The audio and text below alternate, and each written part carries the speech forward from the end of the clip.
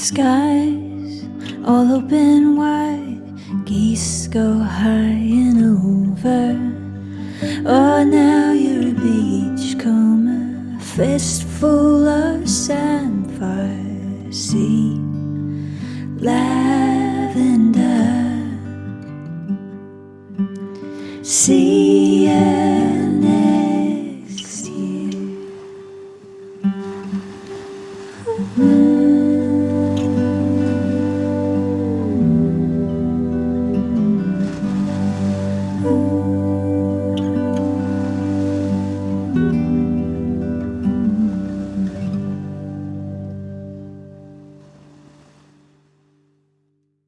Farm Chat with Nathan and Jason. So hello and welcome. It's the Deepdale Podcast. It's January. It's 2021. We're in lockdown again and it's slightly deja vu, but hey, never mind.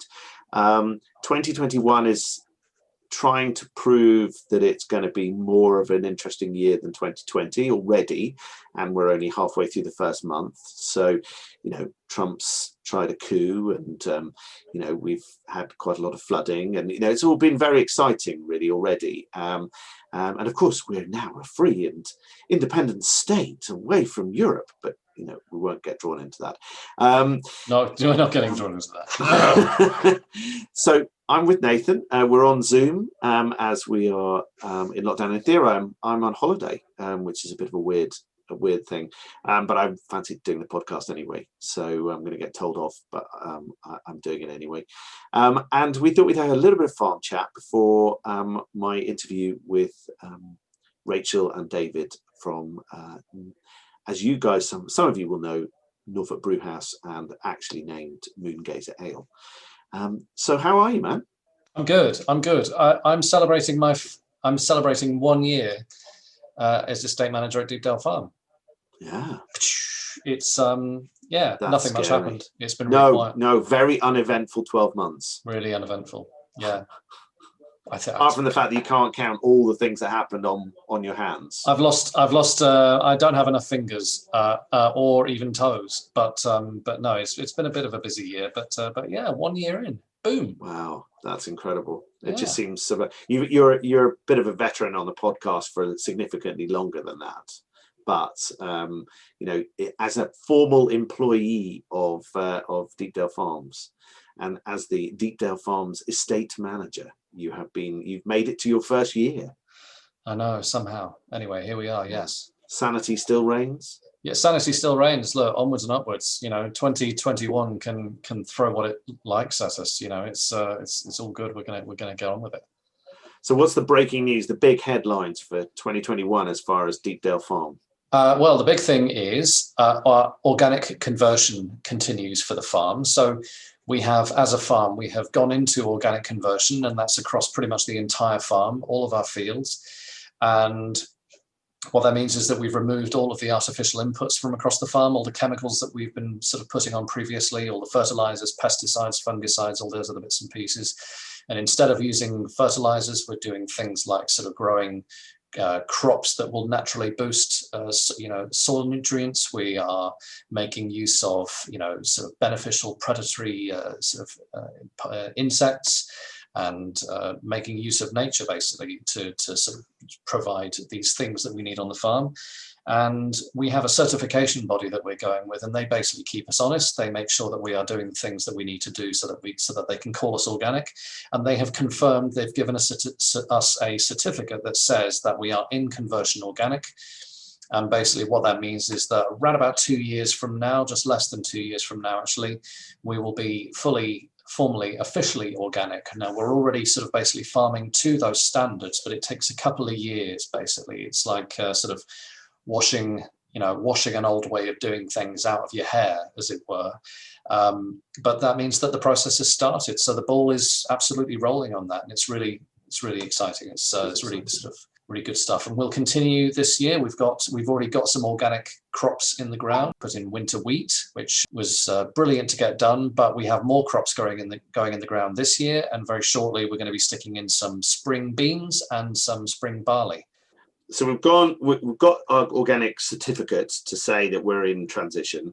That means we've got the 2 years till we can kind of actually start selling organic produce, and we have to sort of tick boxes while we go along that way and make sure that we don't have any of sort of dodgy sprays and all the sort of additives and sides, as they like to call them. Yeah. We've got winter wheat in the ground. We've got Yes. what, sort of 10, 15 hectares of winter wheat in the ground? We've got 10 hectares of winter wheat, and Yep. we are shortly going to have 20 hectares of spring barley. And we will also then have 20 hectares of spring beans. And so we're farming in these plots. Regular listeners will know this. We're farming in 100 hectares across the farm in 20 plots. So we've got 10 hectares of wheat, 20 hectares of barley, 20 hectares of beans. And those other plots that we have, the remainder of the other 50 hectares that we've got, are going to be going into clover lays for fertility building, or they're going into sort of cover crops. And those will basically be because a lot of the soils that we have across the farm are sort of quite tired, and there's not very much life in them. So we're putting in lots and lots of cover crops and lots of fertility building lays, and those will be going in for at least this year. In the case of some fields, those are going to be going in for 2 years, and they will contain lots of things like clover that will fix nitrogen in the soil. And so we're sort of using half the farm at the moment to grow crops for this year, and the other half of the farm is kind of having a bit of a rest and a bit of a recharge and a bit of TLC. So it's a real mix. And then, on top of all that, around all of these crops, we have then got masses and masses of flowers and wild bird seed mixes going in for wildlife, because most of the farm is basically being managed for wildlife. So we've got loads and loads and loads of seed to stick in the ground, and that will give us masses and masses of flowers and food source for birds when they get hungry at exactly this time of year. Excellent. And the one of the things that I'm quite excited about is the fact that feels like our marshes, where we have had them effectively and sort of set aside for the last kind of year or two, not necessarily 100% out of choice, but because of timings and weather and everything else. The thing I'm quite excited about those is that we're going to be looking at those and then working out what we can add to that mix, so that we don't have to plow it up and start from scratch again. We can actually use the stuff that's establishing on those fields now, which will be really exciting, because we're kind of actually, it feels like we're using the seed bank that's sort of sitting in the soil already. Yeah, so those 3 fields were left fallows. I mean, the original meaning of the term fallow is essentially to sort of cultivate the ground and then leave it, to sort of break the soil. And the fields that we had on the marsh were left fallow, and because we were not able to drill winter wheat onto them at the end of the year before last, they've been left to sort of just grow, left to their own devices this year. We weren't able to get on and do anything with them, so we just left them to it. And also, with them being on the marsh, we have birds nesting in those fields. So we have things like oyster catchers, avocets, curlews, lapwing. We've got some really interesting birds that want to use those fields actually as habitat. They want to use them as sort of nesting sites. So what we've seen is that those fields have come up with all sorts of goodies, and as those fields, like the rest of the farm now, are in organic conversion, we don't actually have the option to spray them all with glyphosate and kill everything off, and we don't actually want to do that. So they are full of seeds. There's all sorts of goodies in there, and what we'll try and do is we'll try and find a way that we can sort of, if we can add something to them so that they are going to provide more resources for pollinators and a winter food source for birds, that will make them much more valuable to wildlife. And the other benefit to them, actually, to us putting in a bit extra, is that potentially what we can also do is we can actually deal with some of the problematic species that might be dominating those fields. So, for example, there's lots and lots of blackgrass growing in those fields, which traditionally, if we were farming them, would be a weed that would be competing with wheat and other crops that we put in there. And if we can make sure that those fields have got good healthy growth of a nice range of different species, then hopefully what that's also actually doing is preventing one single species like blackgrass from actually proliferating and taking over. So that was my dog finally woke up. She's been asleep under my desk. She can hear your voice, and she's very excited about it. She thinks she's going to get love, but it's a hard life. It is a hard life. And so you were down on the marshes today, weren't you, with the Norfolk Rivers IDB? Yeah, so the Norfolk Rivers IDB, the Internal Drainage Board, are a team of people that we've been working with for a little while now. They've helped us to do some really good flood mitigation work on the farm, which has been quite useful. Yeah, now they're specialists that basically, it is their job to keep water moving and to have water moving in the right places and prevent it from going in the wrong places. And we have drainage channels that go around our marsh fields. And what they've done this morning is they've come out and taken a look, but they have an ecologist on their team. And part of the reason that they've come out to take a look is so that we can suss out the work that they need to be doing, which they're going to start basically next week. And the other thing is that bringing the ecologist out, what we can make sure of is that if we have any sort of species of animals or plants that we need to be really paying attention to and sort of taking steps to protect, then we can be doing that. So, for example, in the channels around our marsh, around the drainage channels, we have lots of little burrows in those channels. Now, we can't necessarily see, it's quite difficult to see at this time of year, but we have to work on the assumption that those burrows might be occupied by water voles. And water voles are pretty much one of our most threatened small mammals in the UK. They are sort of verging on extinction. They're predated by lots of different species. So if we have them on the marsh, we absolutely have to take care of them. And the guys will be taking diggers in and basically sort of deepening the drainage channels by digging out silt that's accumulated in them. But when they do that, they'll be very, very careful to go to the middle of the channel and avoid all the burrows in the sides so that they're not disturbing anything that might be living in the sides of the channels. And it's really brilliant that we can be working with these guys because, this is bread and butter to them. This is standard. This is the kind of work that they do every day. And they're factoring in making sure that they're paying attention to any considerations around the local flora and fauna, which is exactly what we want to be doing. It is a pleasure working with those guys from Norfolk Rivers IDB. I feel in safe hands. They've helped us in some very stressful situations when we had all the flooding in this time last year, and the work that they've done particularly in Burn and Brisk has been hugely positive, and it's completely changed that field beyond all recognition. We still get an awful lot of water, but it's in the right places and it's dealt with nicely, and they've created us ponds and they've edited stuff, and we're looking forward to doing quite a lot more work with them over the next 2 or 3 years as part of our stewardship scheme, create more ponds and stuff. So that's going to be good. The dikes are in need of some loving care and attention. The reeds have taken over in places, and those dikes are important to keep that. They are, and one of the things they're doing is this: they're removing reeds because reeds will basically, if you have them in a water channel, they will spread out, and because the stalks and the roots they will cause silt to settle. What you actually will have is that the bank of a river, where there are reeds, that bank will actually accrete out, that will actually build out, and the reeds will eventually create new solid ground, and they will actually clog a channel of a river up. And we actually have reeds in the drainage channels going around our marsh, and this is what's happening in a couple of different areas, because what reeds do is they have these suckers, these rhizomes that basically spread underneath the mud. They will spread out sideways, and then they'll send shoots up in new locations.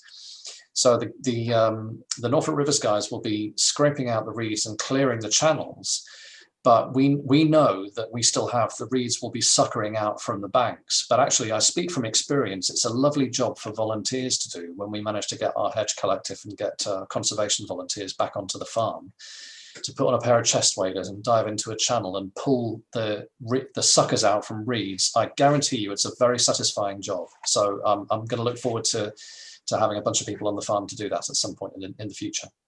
That's cool. Excellent. And I think the other headline you wanted to flag up was trees, wasn't it? Because we've suddenly had a delivery of trees. Yeah, so the lovely people at TCV have basically sent us 950 trees. So it's a mixture of all sorts of lovely trees, from oaks to hawthorns to dog roses. It's a mixture of different tree and hedge species. And TCV, the conservation volunteers, Normally, it would have been lovely if we could welcome some TCV volunteers or our own hedge collective volunteers onto the farm.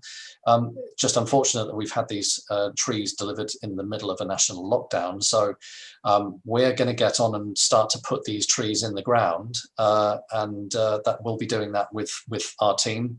And we'll be doing that as safely as we can. But yeah, it means that we have loads of lovely new trees going onto the farm, great value for biodiversity, and also in terms of where they're going, great value for sort of holding the soil together and for improving drainage. So, give it a few years and hopefully we'll have a lovely little sort of new patch of woodland on the farm. Yeah, that's exciting. Yeah, and it will have a pond very close to it, so hopefully it'll be a wonderful haven of nature, and another opportunity for nature to really get a hold on Deepdale Farm would be great. Indeed. Yeah, really great. Well, man, it must be very quiet there again, with no customers around on the campsite and stuff. It must be very, very well. It's peaceful, really. It's relatively peaceful, apart from all the lorries coming onto the farm at the moment to harvest carrots. Yeah. So I'm not disappointed they're doing that while there isn't any motorhomers, to be honest. I'm not disappointed that they are doing it while there are no motorhome owners, but it does leave us with and it basically means that we have these fields having been harvested. When you harvest a root crop, that involves turning over a lot of soil. So it leaves us with some bare fields, which is not ideal for us at this time of year when we have lots of rainfall. But we'll be basically able to get onto those fields as quickly as we can and stick on some lovely clover lays and some pollinator mixes. And so, yeah, lots and lots of carrots exiting the farm in the next couple of days, and some fairly big lorries doing that because, this is the interesting thing. Lockdown notwithstanding, people apparently still want to eat carrots. Yep, they are a British product, and it is going to be sort of sad not to produce them anymore, but I'm not going to miss the damage to the fields. So, it swings and roundabouts, really. They are a fairly major impact on where they grow them. So it's it's going to be interesting. And we're not saying we're not going to grow carrots again ever, but they're a crop that we will have to think quite carefully about how we were to grow that in the future, and we would have to be growing it organically. So it's an interesting thing for us to sort of consider for the future. But for the time being, we're going into a really lovely crop rotation, which is sort of much more sustainable and focused on soil health. So we'll focus on that for the time being. And it was really interesting because I'm on the board of the Norfolk Rivers IDB, and they were asking for case studies from the flooding work, and of course the work that we paid the IDB to carry out in terms of the flood mitigation. It was great being able to explain to them how the difference that made, but also the plans that we had for constantly keeping our soil covered, constantly having crop in there, so that it has much less chance of erosion before it gets to the flood defences that the Norfolk Rivers IDB have built. So it's that knock-on impact of making sure that you reduce the impact all the way down the chain, and that will make a huge difference. Indeed. Well, man, lovely to speak to you. Cool. I hope that it's an uneventful couple of weeks while I'm away, and that the roofers get on well with the barns, and that's going well, and and that you have fun preparing to put in those spring crops. Keep well. Totally, you too. Take care. Thanks for chatting to me, man. Talk to you soon.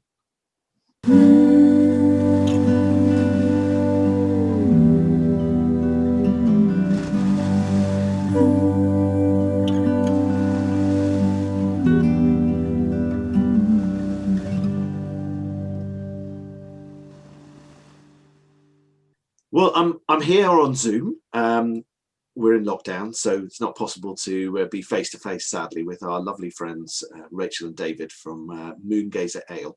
Many of you will know them as the Norfolk Brew House, and you will have seen them at many of our events, like the festival and the Hugo, where you'll see Rachel's smiling face serving you lovely served beers, and David's less smiley face as he lumps cases and cases of beer and barrels across the courtyard to fill up the bar while you guys drink it dry. welcome, guys. It's lovely to have you on the Deepdale Podcast. Thank you for joining me. Thanks for having us. Hello. And I just wanted to, I thought it would be really nice to chat because so many of our customers know your product. You know, they know your beers and your lagers, and they know you guys because they've seen you at the events. But I don't think any of us have really kind of thought about kind of what inspired you to set up the brewery, what you were doing before this, what, you know, how did you come into brewing and all that sort of stuff. And also, like, I love the moon gazer and the hares and, you know, all that sort of stuff. It'd just be lovely to know a bit more about the story. So you know, let's start at the beginning. So what brought you to a brewery?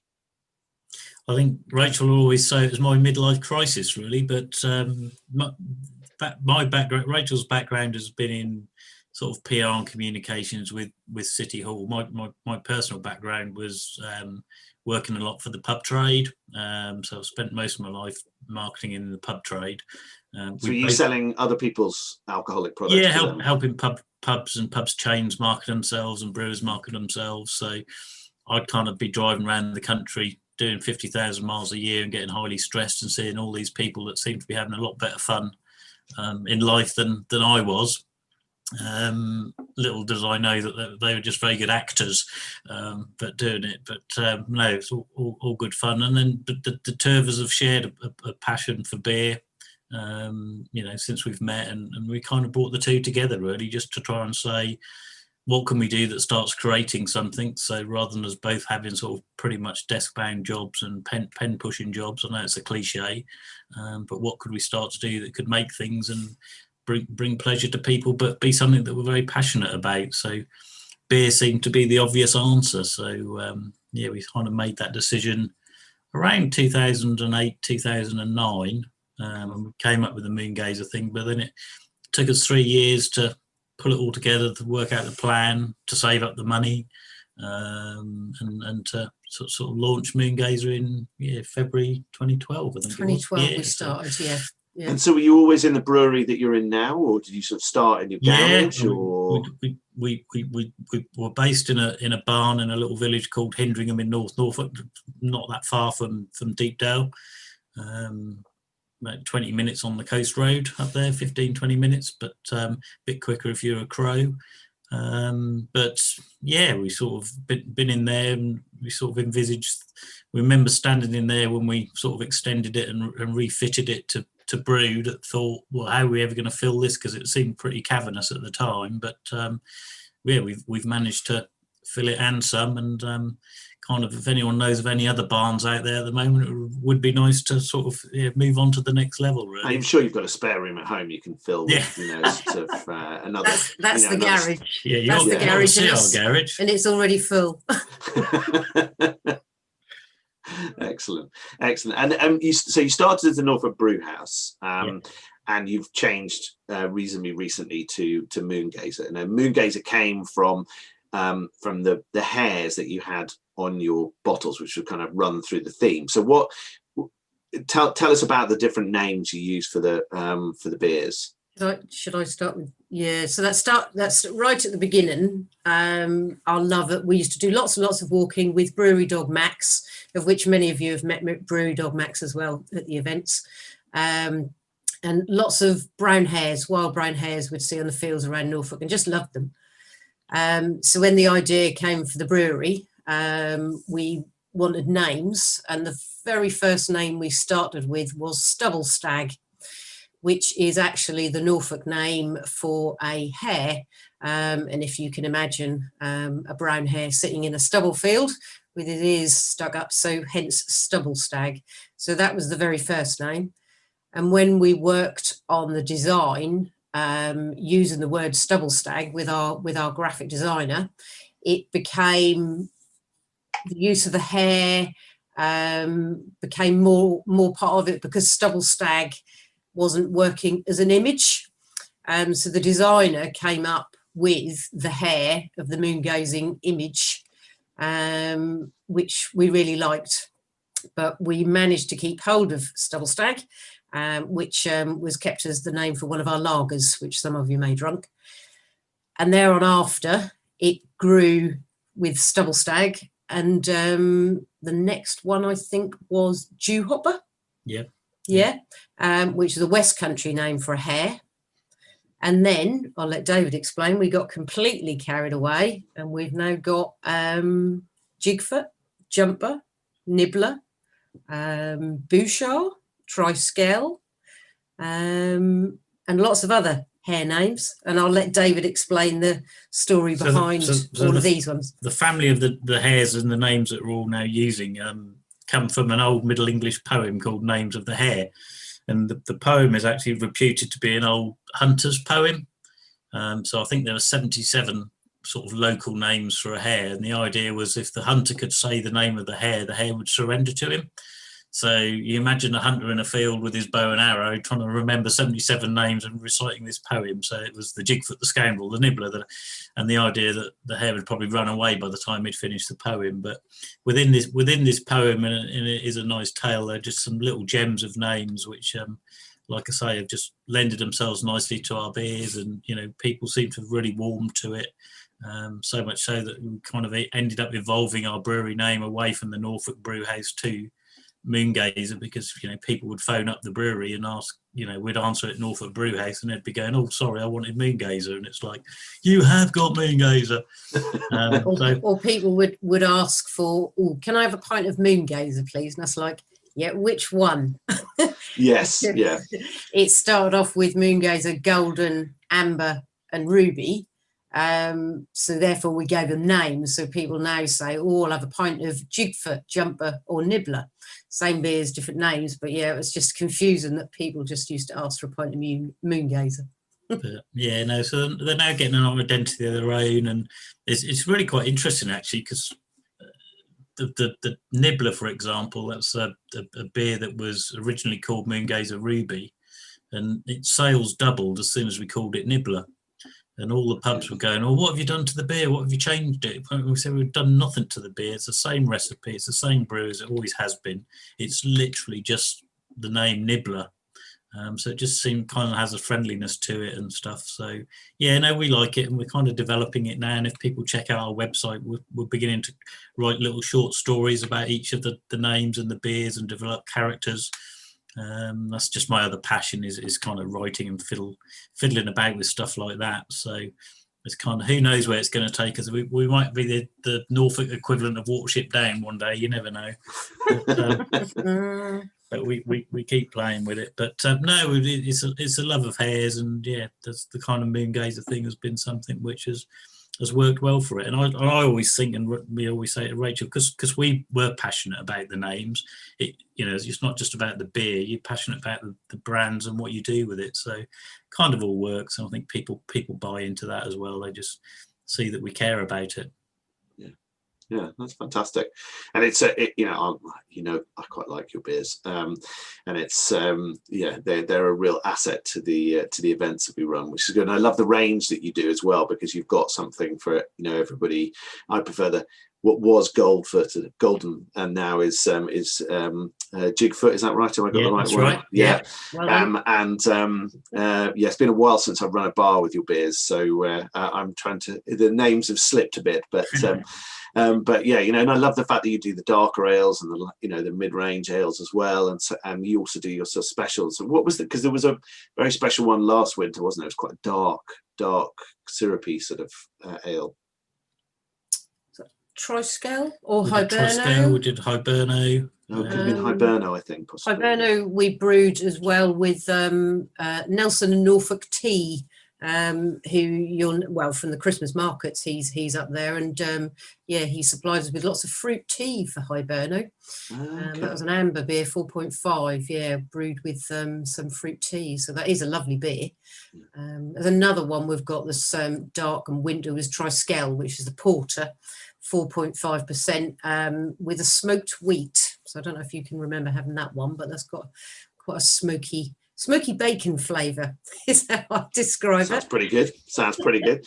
So what if on a normal week, what would you be brewing? Would you be brewing sort of as I remember them, Golden, Amber, and I can't remember what the third Nibbler. one was. Nibbler. Yeah. So what would you normally be brewing? In a normal week, except when you're doing your specials. Well, like I say, in a normal world, we would be brewing at least sort of 5 times a week. We've got Jigfoot, which is our kind of staple golden beer, like you say, which would tend to be most weeks we'd be brewing that, and then we do another one which is called Pintail, which is also a golden beer, but slightly different hops. That uses New Zealand hops, but that's actually one of our gluten-free beers, because we've sort of moved into that over the last couple of years, and that's been very successful for us. And then we'd mix and match with like the jumpers and the nibblers, which would tend to be once every couple of weeks. And then, like you say, we always do the specials. So when we first went into this, we said we were going to do 3 ales and 2 lagers, and that's it. If people want something else, they'll just have to go somewhere else. But people do want something else all the time.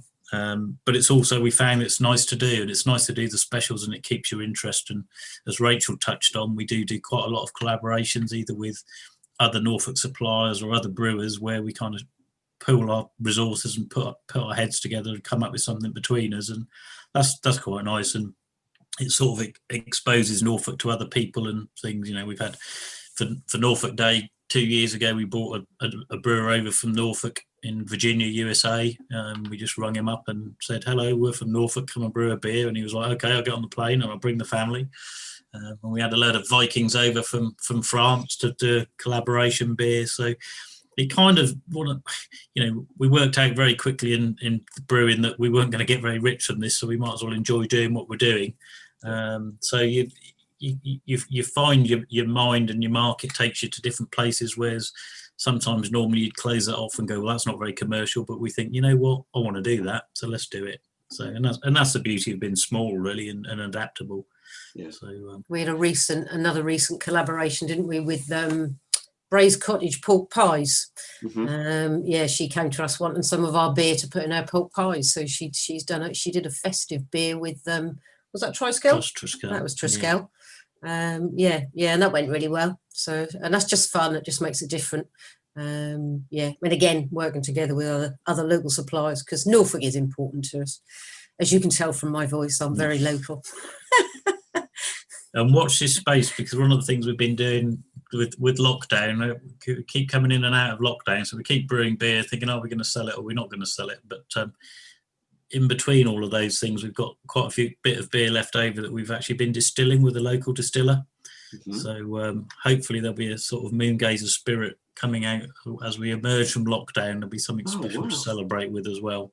That's fantastic. That's going to be really exciting. Yeah, that's good. I love the fact that you've at the bars, you've tried to, sort of gather together other suppliers. So whether it's local cider, local gin, whatever it happens to be, sort of bringing all those together so that there's that sense that you're not just buying, you're not just going to the bar, but you're buying stuff that's local. Because you go to other places and they're just selling whatever was the best deal that they could get for that event. And I've always enjoyed, as we've all enjoyed working with you guys because you're local, and it's that sense of kind of camaraderie of the local area. And I love the fact that you throw yourselves into our events and come and stay and get involved and stuff. And so I love that cooperative feel of having all of those interconnecting things. And I like the fact that we all introduce each other to other people and say, have you thought about talking to them, and stuff like that. I think that's, for me, that's what makes the difference between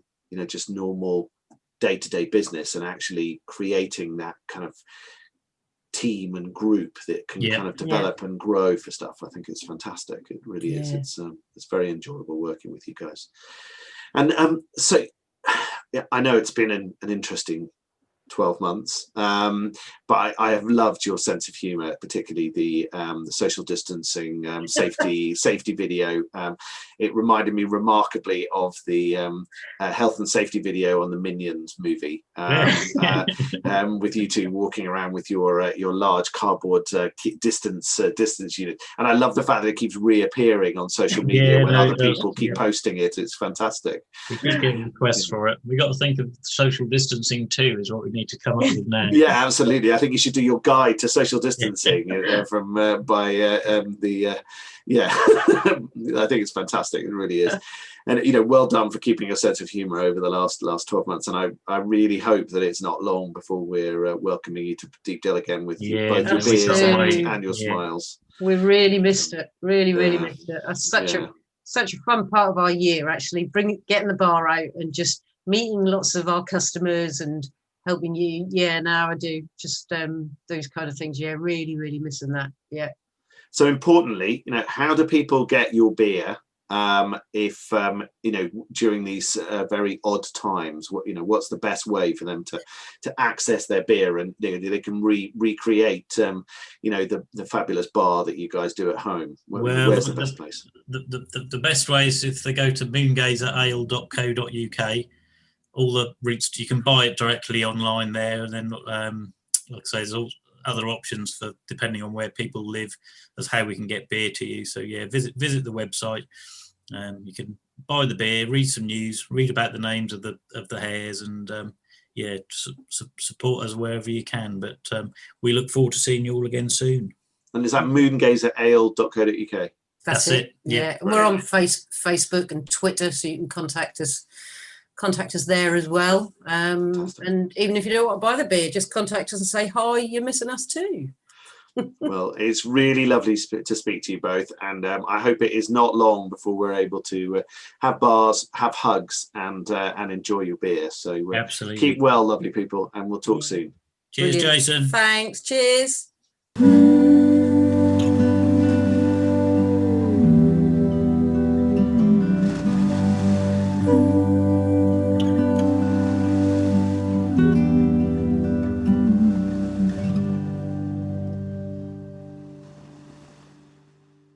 My favourite place. Well, hello, mate. It's lovely to see you. We don't see very much of each other right at the moment. No. Normally we see a lot of each other, but it just feels like we haven't seen a great deal of each other in the last sort of 12 months, really. No, very strange. strange. Lots of telephone calls and quite a few Zoom conversations. So lovely to have you back on the podcast. Yes, thank you. And it's going to be great to hear about your sort of favourite place, your favourite walk around Melton Constable, where you live. So tell me more. Well, great, absolutely, thanks. It's good to be back on the podcast. It's about we've lived in this area now ever since we moved to work at Deepdale and come and work with you. And first in Bristol, a little village down the road, a couple of miles, and tax on to Melton Constable, where we are now. And it's taken this situation for us to get out and about around our own locality and discover just what it has to offer in terms of nature and wildlife and place. The sense of place that we've been able to discover and be valuable through this period has been really wonderful, really fantastic. We got out for walks from lockdown from March onwards last year, and we've carried on with those through the different periods of lockdown.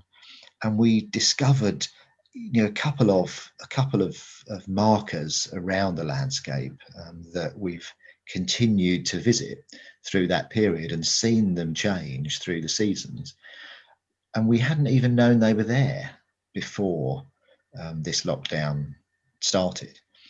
And it's been wonderful, actually. It's been really wonderful. And if we're trying to be positive, that's where we're focusing our energies, is just how wonderful it has been finding those places on our doorstep. And to be honest, I'd known that the route that we follow is there because I run that route as a circle when we lived in Bristol, which is a couple of miles down the road. And I'd gone past these wonderful ponds that exist, and I'd gone past this little bit of woodland, but running, I'd never really noticed them. I'd registered that they were there, but never stopped and never taken any time to look at what they represented. And it was just wonderful to head out, with Sheila on our little permitted exercise as it started, and they're only about 1.5 miles from where we live. And the ponds themselves are the first things we discovered, and they're just fantastic, absolutely fantastic. Just off this little trackway, farm access track out the back of Melton Constable. And when we first discovered them back in March last year, we thought they were a single pond. And as the seasons developed and the level of water in the pond, as we thought, dropped a little, we realised, and from the little sign that was buried in the undergrowth next to the pond, it kept talking about ponds rather than pond, singular. And as the water levels dropped, these 2 ponds emerged. And what we're seeing again now, with all the rain we've had over the last few weeks, is that the water levels come back up, and we can see exactly why we thought it was a single pond, because it's flooded the bank that separates the 2 of them, and it has become again a single body of water. And it's they're just fantastic. They're just fantastic.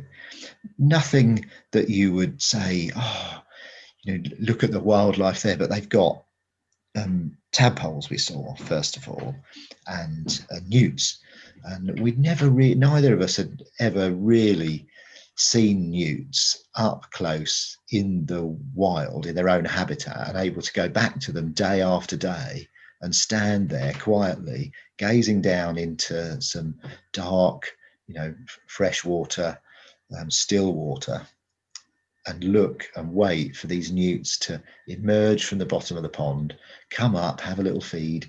Oh, there's another one, there's a couple. And then we see some frog spawn, newt spawn. And then we see these just huge numbers of tadpoles. And to just see those ponds develop and change through that period of time was magical, actually. It was really magical, and was a massive help mentally through that period of time.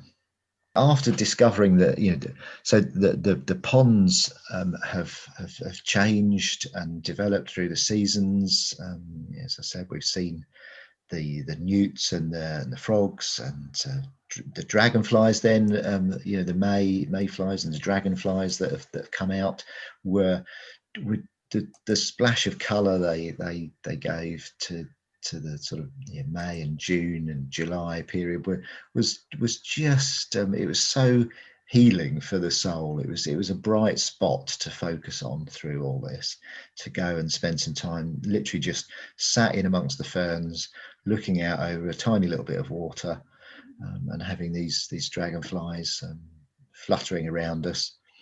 The woodland and farmland birds that we've started to learn their calls, yellow hammer, and that we picked up that little area on the way to the ponds. Seen a tree creeper for the first time, actually seen a tree creeper in the woods beyond the ponds that we found.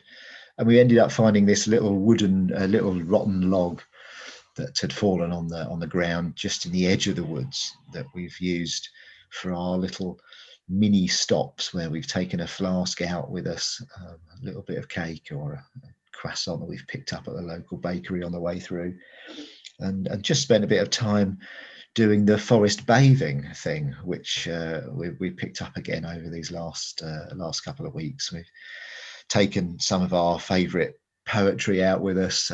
Last week it was Alice Oswald, who wrote an absolutely fantastic Dart poem about the River Dart, through the seasons and through the voices of lots of people who interact with the river. But one of her collections was Woods, etc., and we've taken that one out and been reading extracts from that while we're sat in these woods, and it's just been really great.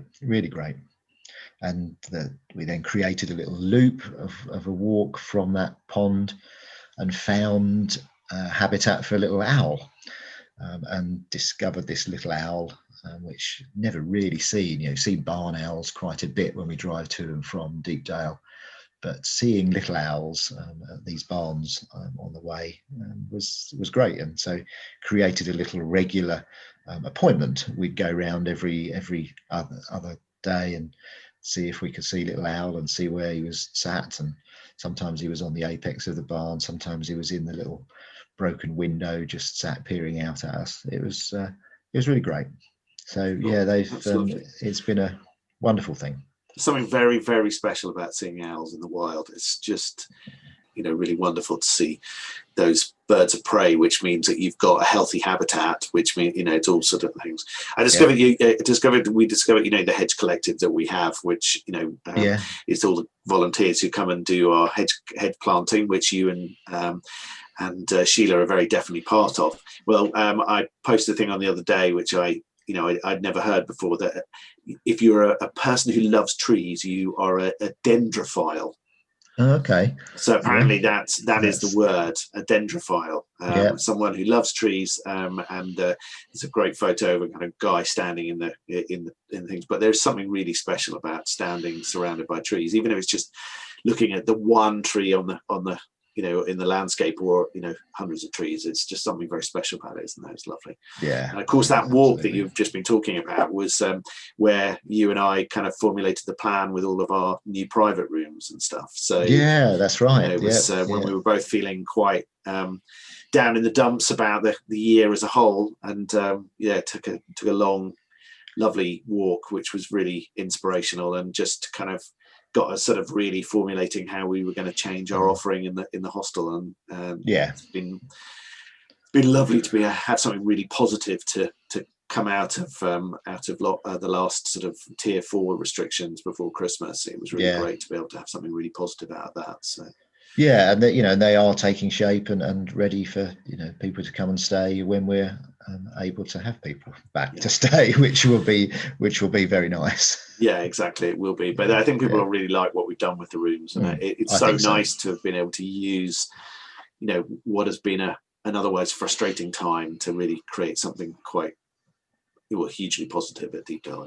It's lovely, really. So it is. I think it allows us to continue with what we've been creating there, which is this hybrid between a backpackers hostel and something else that has its own vibe and own feel about it.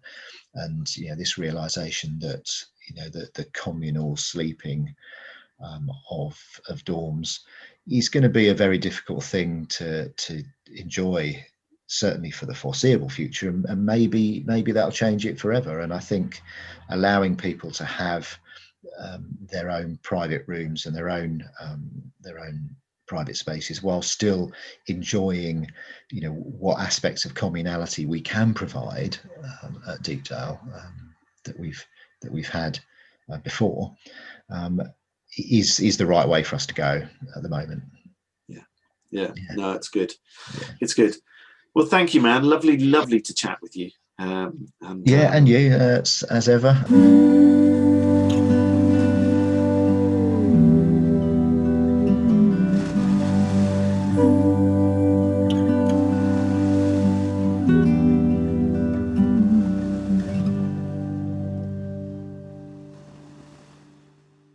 My favourite place. So, hi, Andy. For everybody who's listening, Andy is one of our night team.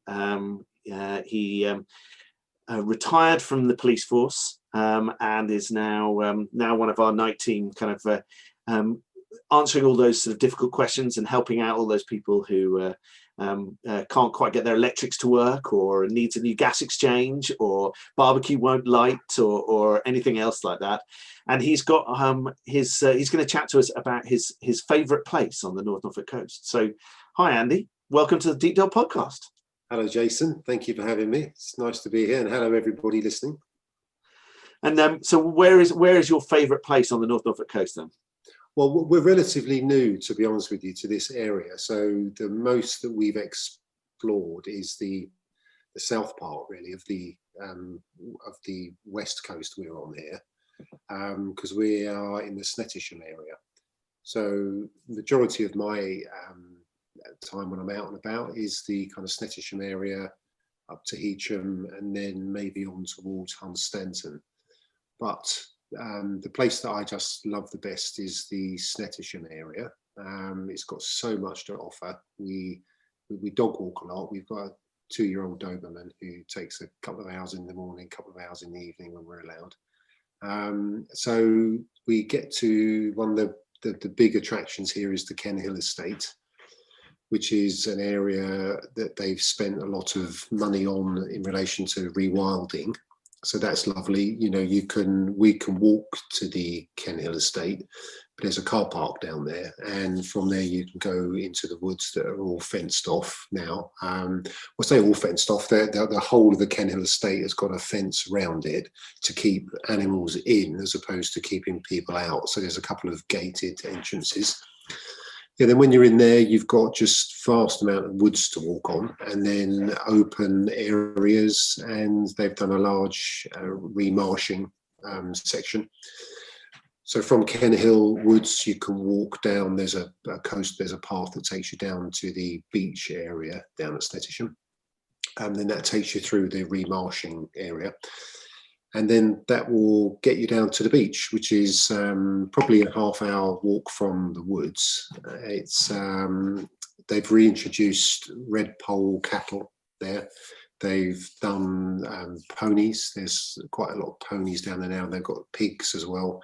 So you get to see them generally from a distance, but you can kind of walk amongst them when they're there. It's I mean, the pigs have, because I go there a lot, I actually do interact with the pigs quite a lot, which is quite weird. It's not often my Dobie meets something bigger than him. It's great, actually. They're so calm and placid, and their nature's way of turning the ground over. You know, so that's all just nice to be part of that. And yeah, then when you get down, if you walk down there onto the beach, then you've just got miles of wonderful beach just to explore. And again, from a dog walking point of view, there's a path that takes you there's a car park also down there, so you could drive down Beach Road to the car park, and there you can turn left or right when you hit the actual beach itself. Left takes you off to the RSPB reserve, which is, you know, gets lots of visitors. That's got its own specific car park area, and lots of huts down there for the fascinating numbers of birds. Just amazing. Gets lots of visitors just for the bird walking alone. And then, yeah, you can walk the other way, takes you up to Heacham. But there's a lovely area. It's obviously just an open beach, but there's also grasslands there as well, which is good for the dog walking, and there's paths all over it. And yeah, it's lovely. And of course, one of the other best things of all of being on this west-facing part of the coast is we get the sunsets. So it's just incredible sunsets every evening when it's clear. And people literally go down to the beach at Snettisham just to sit there. In the summer, you see them with their chairs out and their bottles of booze and sitting there just watching the sunset. It's lovely, actually.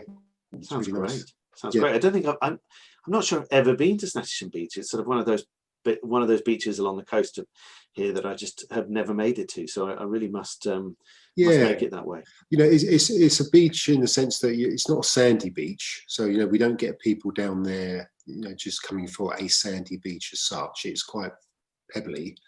And we've got it's very, very tidal here, just incredibly tidal. So that when the tide is out, it seems like it's a mile out. You know, it comes in very quickly, and there's lots of it here is mud flats. So it's very, very muddy and boggy, which is obviously part of the attraction for the birds and things. But once you then get round towards where the RSPB section is, there's the old jetty down there, which is lovely to see, which is still intact. And yeah, it's a very nice place to be. It's very, very quiet, actually. And I think because it's the far end of the coastal path, you know, we don't get too many people down here. And it's just been announced that they are extending the coastal path now from Snettisham, that you'll be able to carry on all the way around to King's Lynn. So that's the final extension of the coastal path.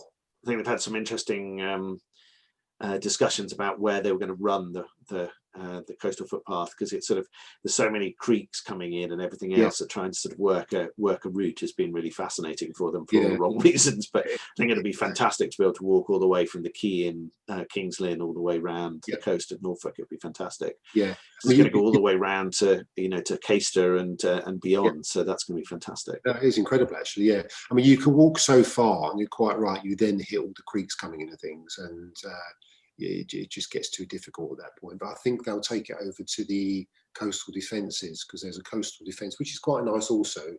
You can walk along the coastal defences. It's a separate walk in its own right, which is quite elevated. So I think when you get round towards the, it's Wolferton there, isn't it? When you get round to Wolferton Marshes, which I think is one of Prince William's favourite hangouts, then that's where I think it'll probably have to go up onto the sea defences for a while. But yeah, it's interesting, actually. I've never met him yet, but keep my eye out for him. Yeah, keep your eye out. You never know. You never know. You never know. You never know.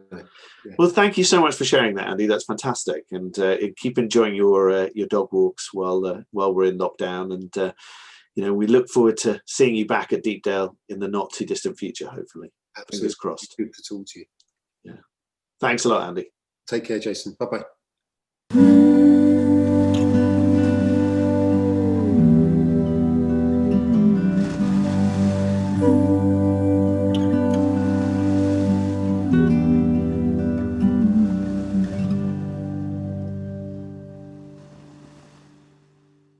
I'm going to throw in a book recommendation at the end of our chat, which has we need a little intro music, saying book introduction or something. We could. It's related to our sort of discovery and continued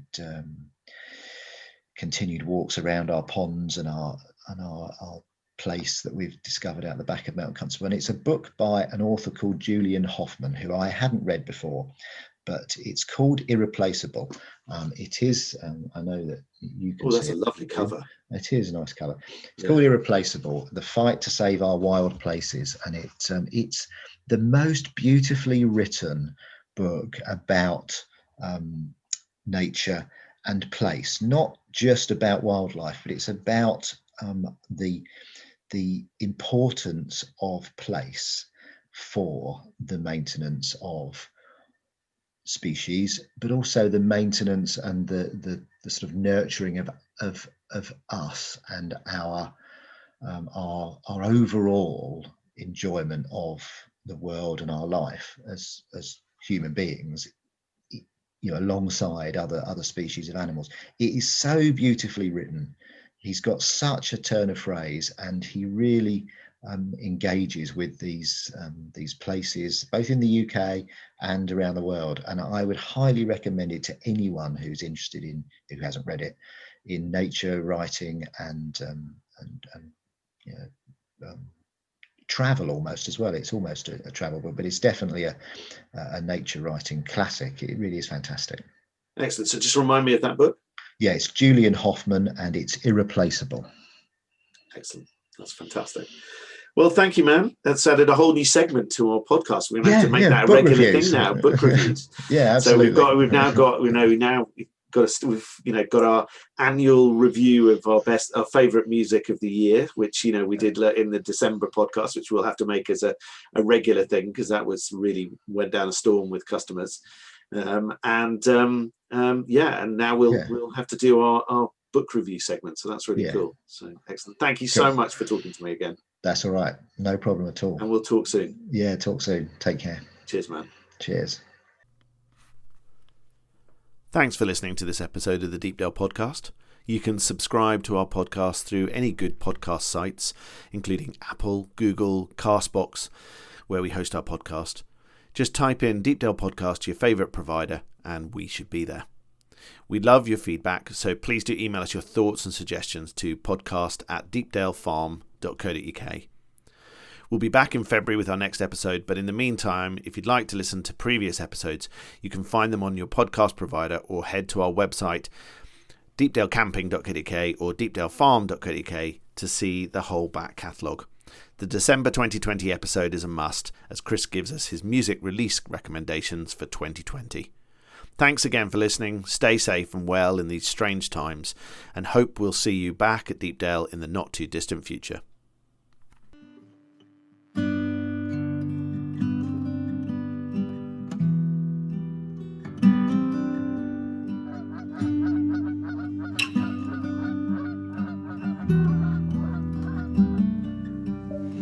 Skies all open wide, geese go high and over.